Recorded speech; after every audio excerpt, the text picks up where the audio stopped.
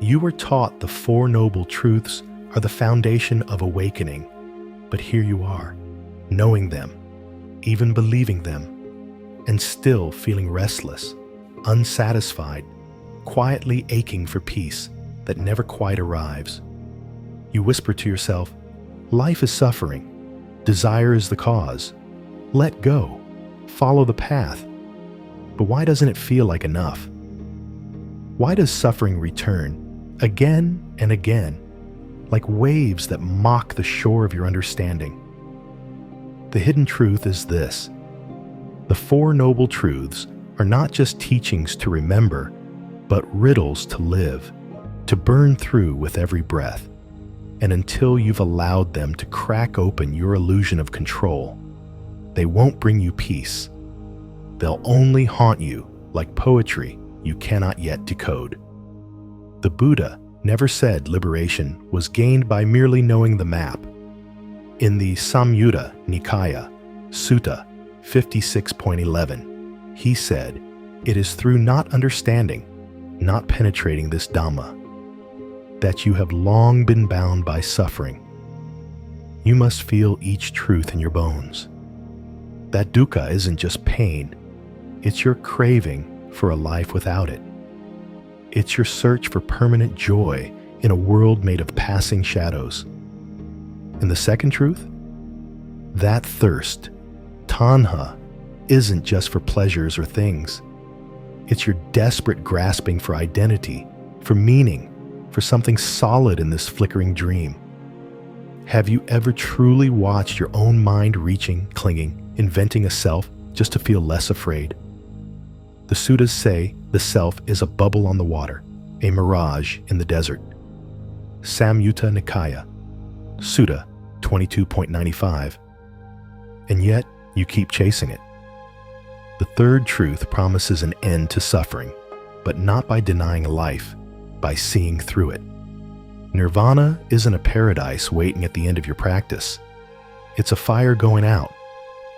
The fire sermon, Adittapariyaya Sutta, speaks of the senses, the world, the self, all burning. When you stop feeding the flames, what's left is not death, but clarity so wide it has no center. You think peace comes from fixing your life, but the Buddha taught that peace comes from seeing the futility of trying. You were warned. Attachment is the root of suffering, Dhammapada, verse 213. Yet still, you build palaces in your mind, expectations, dreams, fears. The fourth truth, the path, is not a staircase to climb, but a circle to walk with mindfulness. Right view, right intention, right speech. How often have you recited them without living them? The Majjhima Nikaya, Sutta 26, reminds us, even right view becomes wrong when clung to. This is the shocking part most forget. The very truths that liberate can also imprison if you worship them as ideas rather than walk them as living fire. The Four Noble Truths are not comforting. They are devastating, and that is why they are sacred. They don't rescue you from suffering. They expose it until you stop pretending. And when the pretending ends, even for a moment, there is silence deeper than thought.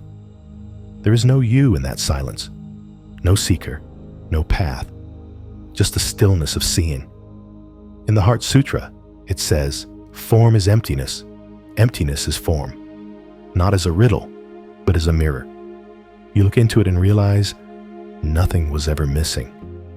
The moment that gives you chills may not come with chanting or incense, but when you're doing nothing, standing in line, washing a dish, and suddenly you see that even this is the path, that your suffering was never in life itself, but in your resistance to it. That's the secret. Peace doesn't come from escaping the world, but from no longer needing to. So ask yourself, have you understood the Four Noble Truths, or have you merely admired them from a safe distance? You want awakening to be gentle, poetic, slow. But the truth is a sword.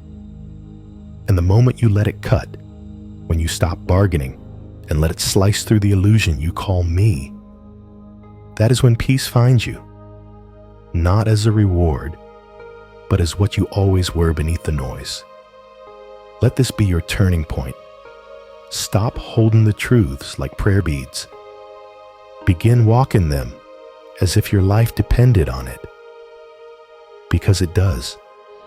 And if you wish to keep nurturing mindfulness and wisdom, subscribe and join our community to continue exploring profound Dhamma reflections together.